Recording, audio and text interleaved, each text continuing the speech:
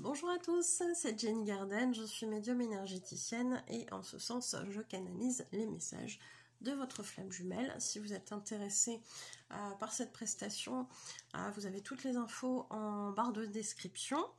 Et puis là, on est sur la suite du message qui a été diffusé il y a quelques jours.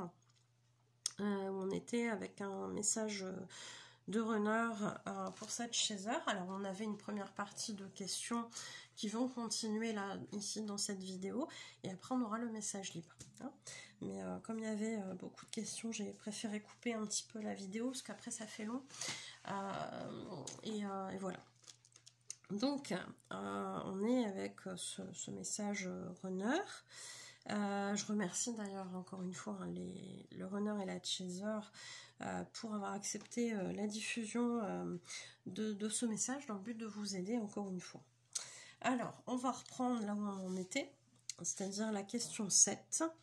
Et ici, le chaser demande: as-tu vraiment vu un tel?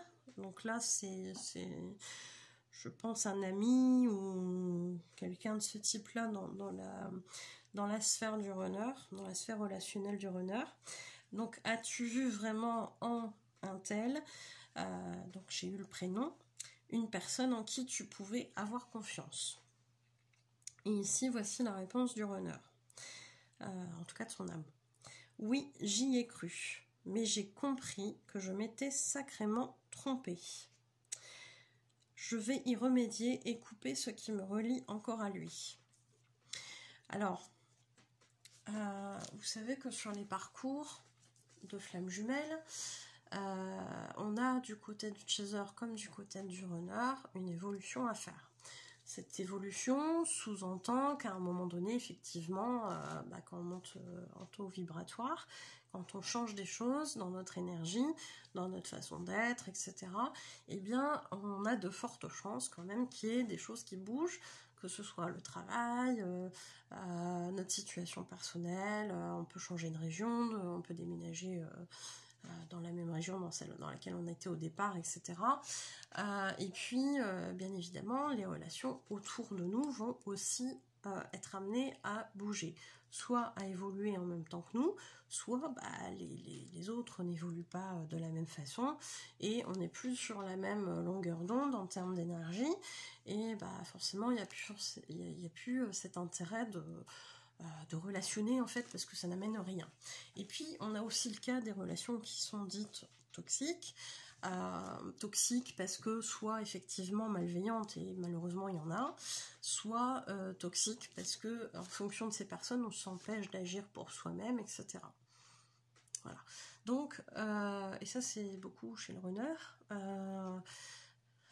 même si ça peut se retrouver aussi dans certaines situations du côté de chaser, mais c'est des choses qu'on va retrouver beaucoup du côté runner. Je m'empêche de faire ceci à cause de cela, à cause de telle personne, à cause de comment la personne va me percevoir, etc., etc. C'est ça qui souvent leur fait prendre beaucoup de temps pour mettre en place leurs décisions et agir vraiment en ce sens-là. Donc là, visiblement, ce runner, il a cru effectivement que cette personne était positive, bienveillante, un ami peut-être. Et puis, comme tout runner qui a avancé, il va se dire: ah oui, non, en fait, je me suis trompée. Alors, peut-être pas sur le moment tel, sur le moment en tant que tel, quand il y a eu cette relation, etc. Peut-être qu'effectivement, à ce moment-là, c'était une bonne personne, ou que ça se passait bien, et que ces personnes-là se sont amenées ce qu'elles devaient s'amener, etc., que c'était utile dans l'évolution de chacun, peut-être. Peut-être aussi que c'était une personne qui déjà, dès le début de la rencontre avec le runner ou le chaser, parce ça peut être des deux côtés, il y avait déjà une forme d'abus, une forme de relation un peu malveillante, toxique, etc. Et que parce que ces personnes dans les duos de flammes jumelles étaient blessées, elles n'ont pas réagi, elles se sont laissées faire, etc. Donc, il n'y a jamais rien sans rien sur les parcours FJ. Ces personnes-là sont vouées aussi à nous amener des obstacles, des comportements qui vont nous faire prendre conscience que c'est pas bon pour nous et nous amener à évoluer, à changer, à mettre des limites, etc. Donc, voilà, autant voir le côté positif et se dire, bon, au moins, cette personne, elle m'a amené ça. C'est-à-dire qu'elle a pu me pousser jusqu'au point où j'ai dû sortir pas sortir de moi, mais sortir de ma zone de confort et mettre des limites et dire, là, c'est bon, ça suffit, quoi. Donc ça peut être pas mal aussi. Et donc, il l'explique ici, je me suis sacrément trompée, donc j'ai vu un visage qui me semblait positif et finalement ça ne l'était pas. Il y a une très grande proportion chez beaucoup de gens qui sont empathiques, et ça on peut le retrouver chez le chaser et chez le runner. Et ces personnes-là vont avoir tendance effectivement à voir le meilleur côté de tout le monde. C'est-à-dire que même s'il y a quelqu'un qui fait un truc pas cool, on va être plutôt tenté à essayer d'être dans la compréhension de l'autre, de pourquoi cette personne a pu agir ainsi. Alors c'est très bien d'être dans la compréhension, d'être dans l'empathie, etc. On en a besoin. Maintenant, quand c'est quelqu'un qui régulièrement vous blesse, continue à vous blesser malgré le fait qu'il sache qu'elle vous blesse, etc. Là, on peut carrément dire qu'à un moment donné, il faut mettre un stop. Hein, voilà. On arrête de bonne poire, hein, et puis voilà, soit on coupe, soit on met des limites en fonction de la situation, de ce qui est possible, etc. Et puis voilà, quoi. Donc, il le dit, j'ai compris, je vais y remédier. Qui prend une décision. Donc il y a probablement eu du côté du runner un espèce de temps d'observation où pendant un temps il n'a rien vu, et puis d'un seul coup il a commencé à se dire c'est bizarre là, il y a des trucs, je sais pas, c'est pas cool, ça me plaît pas, il y a des trucs un peu chelous, est-ce que ça a toujours été comme ça? Mais là en ce moment, voilà.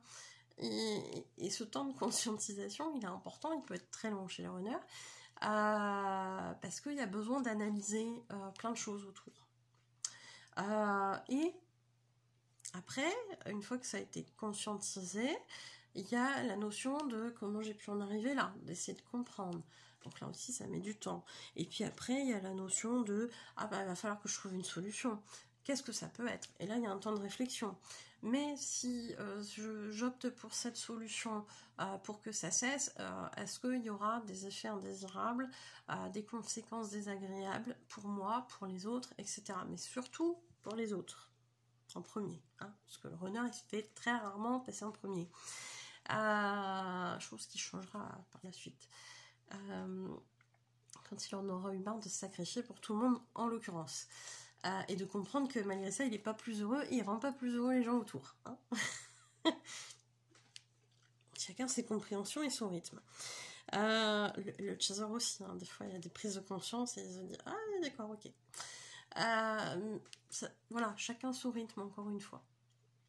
Et il y a vraiment cette idée là ici de donc je vais y remédier, je cherche une solution, j'analyse les conséquences possibles de ces solutions et après j'essaie de mettre en place. Donc je fais un choix avant et après je mets en place ce truc là. Et il peut se passer du temps entre tout ça. C'est pour ça que des fois c'est long. C'est long quand il y a un runner qui est là et qui a conscience de certaines choses, mais il n'agit pas tout de suite. Le chaser, il va être un peu plus rapide en termes d'action, parce que le chaser, il n'aime pas que ça traîne. Le chaser, il va se dire, il y a un problème, là, il faut trouver une solution. Paf, on a ce truc-là, ok, c'est posé, c'est terminé, c'est fini. Le runner, non. Le runner, non. Attention à quelles conséquences il peut y avoir. C'est horrible. Ah non, moi je veux pas faire ci, faire ça, parce que ça va faire du mal à un tel. Et ça, souvent, on va le retrouver dans les séparations, parce que la tierce, elle va peut-être jouer sur les enfants, etc. Ou sur la belle famille, ou dans des emplois qu'on veut pas quitter parce que bah oui mais tu comprends, ils vont pas forcément trouver quelqu'un tout de suite, tu peux pas les laisser dans la mouise, etc., etc. Ben, c'est comme ça, je veux dire qu'à un moment donné il faut aussi penser à soi et se dire qu'est-ce qui est bon, qu'est-ce qui est pas bon. Parce que si on vit dans quelque chose qui n'est pas bon, à un moment donné aussi on s'éteint. Et c'est ça qui se passe aussi dans les parcours FJ, c'est que à partir du moment où on laisse traîner une situation qui n'est pas bonne pour nous, on s'éteint. Alors qu'on soit flamme jumelle ou pas flamme jumelle, hein, c'est aussi très humain. Hein. Donc à un moment donné, c'est juste pas possible.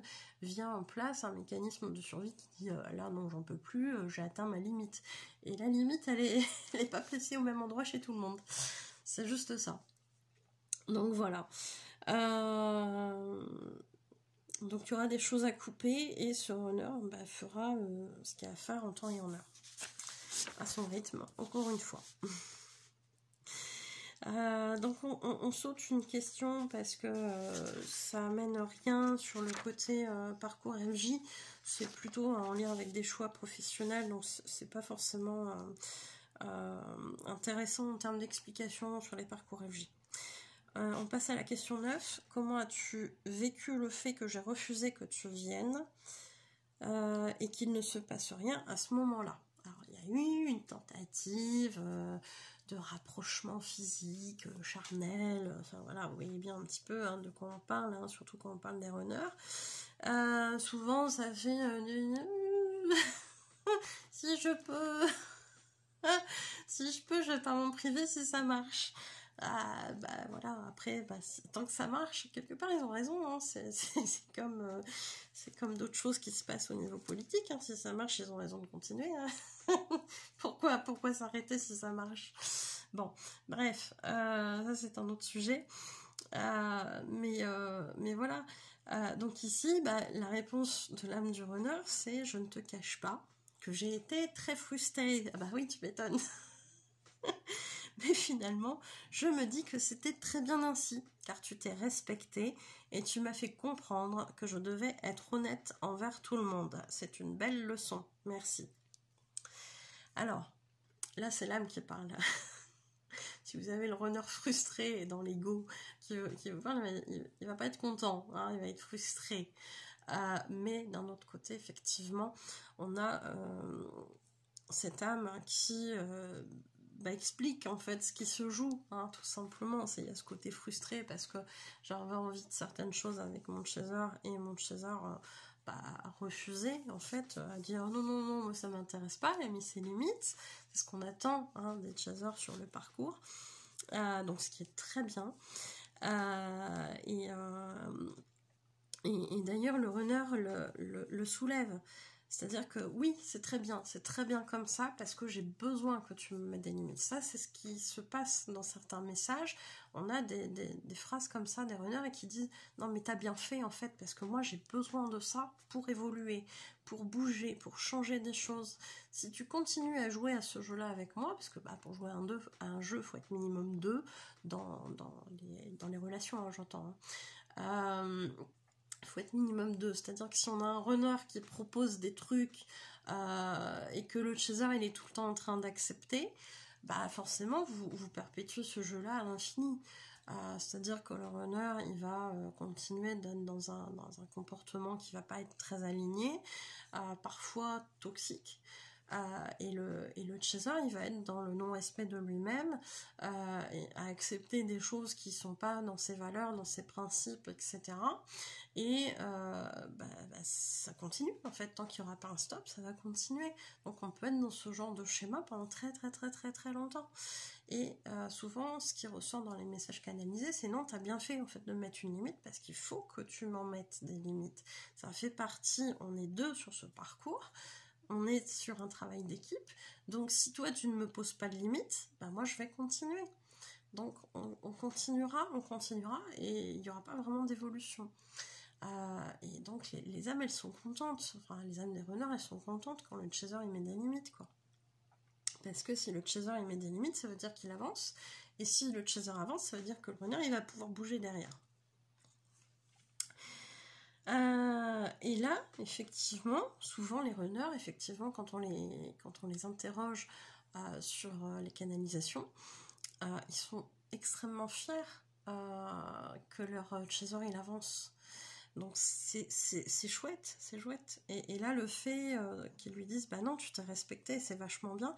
Et en même temps, tu me fais comprendre que quelque part, mon comportement, il n'est pas très honnête. Alors, est-ce que c'est pas honnête parce qu'il est toujours un peu dans le déni des sentiments qu'il ressent à l'égard de cette chaser, peut-être? Est-ce qu'il n'est pas honnête parce que il pense que cette chaser, c'est juste... entre guillemets pour s'amuser à ce moment-là, il essaye de s'en convaincre et du coup il n'est pas aligné dans ses sentiments, peut-être. Est-ce que il n'est pas honnête parce qu'il y a toujours la tierce qui est là et du coup bah, c'est pas honnête non plus, et puis c'est pas honnête envers lui, et puis c'est pas honnête envers la tierce si elle est là, c'est pas honnête envers son chaser non plus parce que son chaser il mérite mieux que d'avoir 3-4 mètres par là, et puis après c'est salut. Donc non, c'est très bien, c'est une belle leçon, il lui a dit c'est une belle leçon. Donc ça c'est bien. Mais en même temps, ces choses-là, la mise de limite, elle se fait quand le chaser il est prêt. Hein. Et elle se fait pas forcément d'un coup comme ça va être petit à petit, hein, souvent. Donc soyez bienveillants envers vous aussi, hein, les chasers, quand vous avez du mal à mettre des limites, c'est pas évident, hein. C'est pas évident du tout. Question 10. Pourquoi as-tu renoncé à me transmettre ton nouveau roman? Donc c'est le runner, c'est quelqu'un effectivement qui écrit. Ici, son âme répond à son chaser que c'est parce que j'ai eu peur de ta réaction. Après tout ce temps, donc probablement un temps sans contact, j'avais peur que tu m'envoies balader. Donc encore une fois, cette peur de rejet. Peut-être que ça a été prévu à un moment de faire lire son roman à cette chaser quand ils étaient dans de bonnes relations. Ah ouais, bah voilà, tu viendras lire mon roman, machin, etc. Je te l'enverrai, ou je sais pas quoi. Et puis, bah, entre-temps, il y a peut-être 2 ans de silence, 3 ans, plus, ou des incompréhensions, etc. Et du coup, bah, on se dit, ouais, bon, avec tout ce qui s'est passé, je vais me faire envoyer bouler. J'ai pas envie. Ce qui se comprend en termes de raisonnement, c'est très logique, hein. Donc clairement, bon bah voilà, c'est ça qui s'est joué. Ce qui n'empêche pas probablement que la chaser, elle a dû se sentir, ah ouais d'accord, bah, il m'avait promis ça, il respecte pas ses promesses, ou alors il m'a oublié, finalement mon avis compte pas, etc., etc. Vous savez comment elle est, la blessure d'abandon dans le parcours MJ du côté des chasers, hein. Donc ça aussi, ça amène des réactions à ce genre de choses du côté des chasers, parce que là on parle beaucoup des runners, mais côté de chaser, c'est vraiment ah ouais, bon bah il m'avait promis ça, il a pas respecté sa promesse, il a pas de principe. Après tout dépend d'où on est le chaser, bien évidemment, dans son parcours, hein. En début de parcours, ça va être ce genre de choses. Ah oui, bon bah il m'a oublié, il m'aime pas. Qu'est-ce qu'il peut y avoir d'autre aussi? Il y a trahison parfois aussi, comment en fonction de ses... Il suffit qu'il ait fait... Ah oui, bah c'est ça aussi. Pourquoi la trahison, elle vient? Parce qu'il suffit que le runner, il avait dit qu'il ferait lire son roman à son chaser, il le fait pas. Par contre, la chaser, elle apprend qu'il a envoyé son roman à quelqu'un d'autre. Du côté de la chaser, voilà, encore une fois, tout dépend du côté du chaser. À quel niveau de parcours ce chaser se situe. Mais en début de parcours, c'est les boules, quoi. J'ai pas été choisie, en fait. C'est ça. Et c'est ça qui se joue aussi sur une bonne partie du parcours avec la blessure d'abandon, hein. Et pas que, hein. Il y a la trahison, l'injustice, etc. Ce qui souvent se pointe. L'humiliation aussi, hein. De dire, ah ouais, d'accord, bah, tu m'avais fait une promesse, et puis là, finalement, tu la respectes pas avec moi, mais tu le fais avec quelqu'un d'autre. Parfois, c'est dur, hein. C'est dur, hein. Et les runners, ils n'ont pas forcément ce côté Je voulais pas... Alors ils ont ce côté, mais moi je voulais pas provoquer ça chez mon chasseur. C'est juste qu'à ce moment-là, en fait, on était en silence et que j'ai juste eu l'impression que j'allais me faire envoyer bouler. Et bah, autant te dire que quand t'appelles quelqu'un et que tu dis et que tu reviens après t'es disputé avec et que tu sais que la dispute elle est pas finie, tu vas t'en prendre une réflexion dans le nez qui va pas être agréable. Bah t'as pas envie d'y retourner, quoi. C'est juste ça qui joue du côté du renard.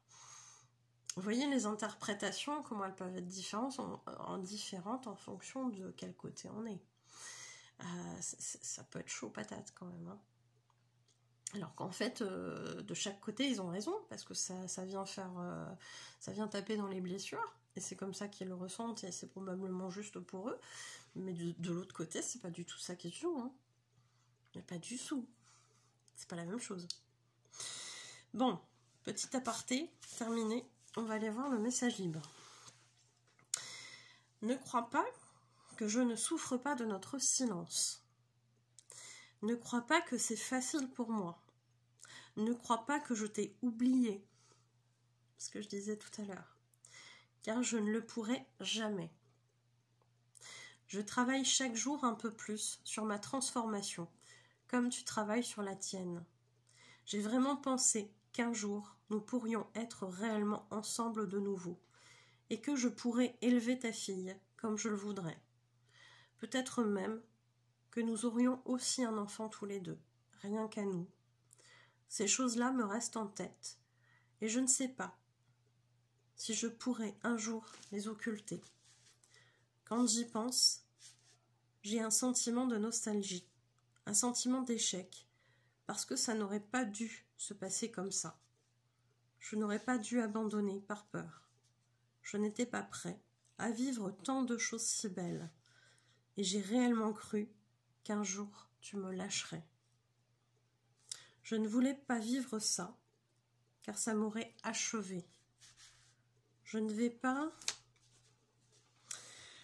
de croix sur nous, mais j'avance pour me transformer suffisamment afin d'être enfin prêt à vivre tout cela avec toi. Je sais que ce sera fort, je le ressens dans ma chair, et je vibre de partout lorsque j'y pense. Je sais que nous nous retrouverons et que ce n'est qu'une question de temps. Ne m'abandonne pas, je reviendrai, je t'aime. C'est un très beau message. C'est un très beau message qui est là et qui vient rappeler qu'effectivement que la séparation, elle vienne du runner ou du chaser. Il y a vraiment un sentiment du côté du chaser, enfin du runner, pardon. Il y a vraiment ce sentiment de souffrance aussi hein, par rapport à ce silence. Qui n'est pas forcément quelque chose qu'on aimerait d'un côté comme de l'autre, mais qui apparaît à un certain moment nécessaire parce qu'il y a trop de souffrance d'un côté comme de l'autre.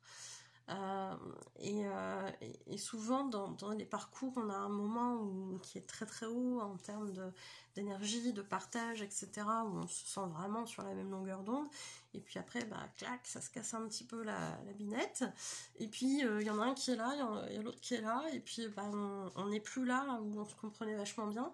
Et là, il y a ce décalage qui se fait. Alors, ce décalage, parce qu'il y en a un qui avance et puis l'autre qui avancera un petit peu plus tard, en fonction de si on est premier éveillé ou deuxième éveillé. Mais voilà, quoi. Et à un moment donné, bah oui, c'est quelque chose qui est là et qui reste sur les parcours FJ d'un côté comme de l'autre, surtout quand on a les rappels de synchronicité, n'est-ce pas? Je ne sais pas ce qui s'est passé. Je ne sais pas ce qui s'est passé. Il y a un truc qui a claqué, je ne sais pas ce que c'est. Bon, c'est une confirmation, hein, on va prendre ça comme ça. Même mon chat a regardé, donc je ne sais pas si vous l'avez entendu, mais il y a eu un sacré claquement, je ne sais pas d'où ça vient. J'irai voir ça après.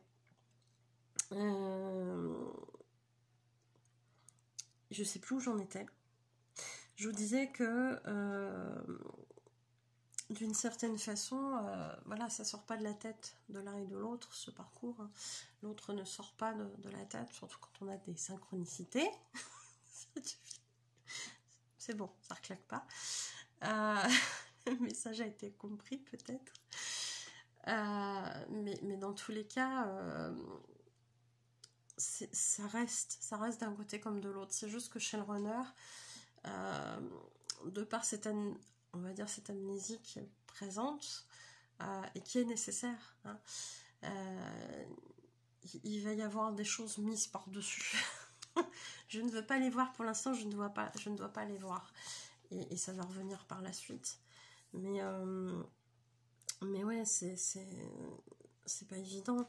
Et cette séparation, elle va permettre effectivement de travailler pour le runner et de travailler pour le chaser. Donc ça reviendra à un moment donné, hein, tout ça va revenir dans l'esprit du runner et en conscience en plus. Hein. Mais souvent ce qui se passe, c'est que pour une raison X ou Y, le runner, il sait que c'est pas le moment pour lui, mais aussi pour son chaser. Et il se dit, bah, je sais que la finalité c'est ça, que je serai avec mon chaser, mais je sais pas du tout dans combien de temps. Peut-être que ce sera qu'en EHPAD, hein, on rigole beaucoup avec ça sur les lives. Peut-être que ce sera qu'en EHPAD. Et moi là tout de suite j'ai 35 ans. Je vais pas attendre encore 40 ou 50 ans d'être en EHPAD. J'ai envie de vivre ma vie et c'est somme toute légitime. Et voilà, et puis bah, je sais que j'ai d'autres choses à vivre avant, que j'ai d'autres choses à comprendre avant de retrouver mon chaser, mais que la finalité c'est mon chaser. Et là-dessus, il y a beaucoup plus de fluidité du côté du runner que du côté du chaser, parce que le chaser en début de parcours, c'est je vois que mon runner, et voilà. C'est comme ça, hein, mais du coup, qu'est-ce que je voulais vous dire de plus par rapport à ça, c'est que je ne sais plus, j'ai perdu le fil. Il y a plus de fluidité dans cette idée-là, c'est-à-dire que le runner il va passer à d'autres choses parce qu'il sait que c'est pas le moment et il sait qu'il sentira quand ce sera le bon moment. Mais en même temps, il met un truc sur la finalité, ça sera ça, parce que c'est pas d'actualité pour l'instant. Ce que le chaser a beaucoup de mal à faire.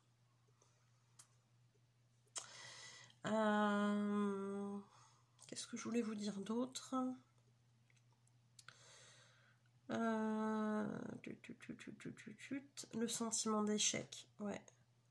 Le sentiment d'échec, mais en même temps que c'était nécessaire. Souvent, c'est ce qui se passe aussi, c'est ce que les runners disent. Je sentais que c'était nécessaire. Je savais que c'était pas cool, ni pour moi, ni pour mon chaser, mais je savais que c'était nécessaire. Que ça se passe comme ça, avec les moments de séparation et compagnie. Ce qui n'empêche pas d'avoir de la culpabilité, d'avoir fait souffrir leur chaser, etc. Hein, attention. Hein. Parfois, ils ont cette impression aussi de ne pas être assez forts pour vivre l'histoire qu'attend le chaser, de ne pas être en mesure d'amener tout ce que le chaser attend, etc. Il y a ça aussi. Hein. Et puis, il y a la peur de rejet. La peur de rejet qui est aussi un gros frein sur les parcours FJ du côté du runner, où la situation avec le chaser, elle est tellement bien dans la lune de miel que forcément, avec ce qu'ils ont en termes de croyances limitantes par rapport à l'amour, de ce qu'ils ont vu chez leurs propres parents, ou dans la société, ou etc., ou par leur passé sentimentalement un peu compliqué, etc., ils ont en tête que l'amour, ça foire toujours, en fait, que le vrai amour, ça dure pas, et comme c'est très très fort quand on les interroge sur les sentiments qu'ils ont pour leur chaser, ils nous disent ah bah non, au contraire, hein, c'était très fort, très très fort, très très beau, machin, mais ça pouvait pas durer comme ça, forcément à un moment donné l'autre aurait dit mais c'est quoi ce clown, c'est quoi ce faux self, parce que ils ont conscience quelque part qu'ils se montrent pas à tout le monde de la même façon et qu'en général ils mettent une belle carapace, le faux self, et donc un jour le chaser il va découvrir la vérité. Parce que eux, ils se voient comme ils se voient avec tout le monde. Sauf que le chaser, il voit pas la même chose que tout le monde par rapport au runner. Et c'est vrai, ils s'en aperçoivent quand même de temps en temps parce que comment ça se fait que mon chaser a compris ça, etc. Mais ils se bercent d'illusion que ça sera la même chose avec le chaser. Mais non, dans la matière, non, c'est pas vrai. Et donc, forcément, quand le chaser il va se rendre compte du faux self, du runner, bah, il va forcément le quitter. Ça, c'est une croyance très répandue chez les runners, c'est-à-dire que mon chaser il va me quitter un jour ou l'autre. Et comme ça prend beaucoup d'espace, beaucoup d'ampleur en termes de sentiments, d'amour, etc., ça va juste, je vais mourir sur place, quoi. Donc autant éviter, parce que ça se passera forcément mal. Autant s'épargner une souffrance. Il y a beaucoup ça chez les runners. Le raisonnement paraît logique, vu comme ça. Mais finalement, ça marche pas. Parce que c'est pas comme ça que c'est. C'est pas la réalité, en fait. De toute façon, il le dit là, hein, je ne voulais pas vivre ça car ça m'aurait achevé. Donc il y a quand même une part de lui qui reste dans l'idée qu'il y aura quelque chose entre eux. Qu'il y aura quelque chose de nouveau, qu'ils vont vivre quelque chose de fort, etc., etc. Mais il ne sait pas quand. Et du coup, effectivement, ce qu'ils demandent souvent, les âmes des runners, c'est que leur chaser garde la foi, que leur chaser ait confiance en eux, sur le fait qu'ils avancent, et là ça me fait des frissons, sur le fait qu'ils avancent, qu'ils peuvent s'en sortir, enfin se sortir de leur situation qui leur conviennent pas, etc., pour aller vers ce qu'ils sont censés faire, en fait, hein, et vivre. Donc oui, ne m'abandonne pas, je reviens, mais ne m'abandonne pas. Donc c'est pas forcément évident pour les chasers, parce que sur le parcours, on leur demande de se détacher du lien pour avancer, puisque le chaser, il est comme ça. C'est-à-dire que le chaser, dans sa façon de voir les choses, c'est pas compliqué, c'est noir ou c'est blanc. C'est je t'aime ou je me détache de toi. Il n'y a pas de 36 choix possibles. Du côté de ce qu'on demande à faire en termes de travail, c'est d'aller dans le gris du côté de chaser. C'est de dire, ah non, mais on te dit pas de plus aimer ton runner. On te dit juste qu'en fait, tu peux continuer d'aimer ton runner, mais à côté, ne l'attends pas, puisque pour le moment, vous n'êtes pas voués à vivre quelque chose ensemble. Et que si ça doit se faire, effectivement, vous vous retrouverez. Et du coup, ça demande au chaser d'apprendre à être dans du gris, ce qui n'est pas du tout naturel pour un chaser. Et de dire, bon, bah, alors, je peux prendre un peu de noir, je peux prendre un peu de blanc, mais du coup, c'est quoi le concept, quoi? Je fais quoi avec ça? Je vous dis, c'est pas naturel du tout pour un chaser. Le chaser, c'est je t'aime ou je t'aime pas. Si je t'aime, bah, je peux t'attendre. Si je t'aime pas, bah, je fais my life.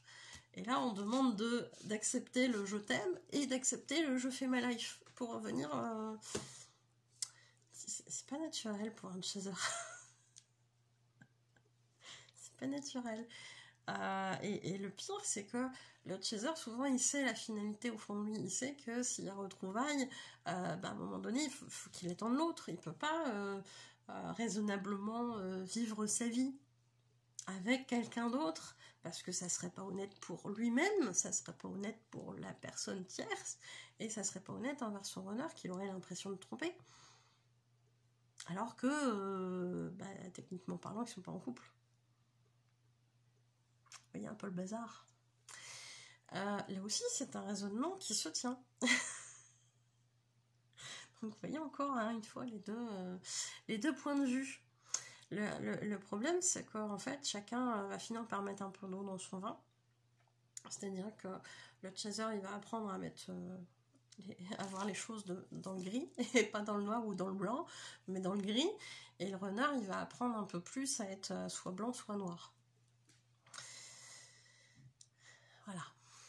Bon, c'est tout un équilibre à trouver qui se fait pas comme ça, qui se fait pas tout de suite, qui peut prendre du temps, et c'est normal.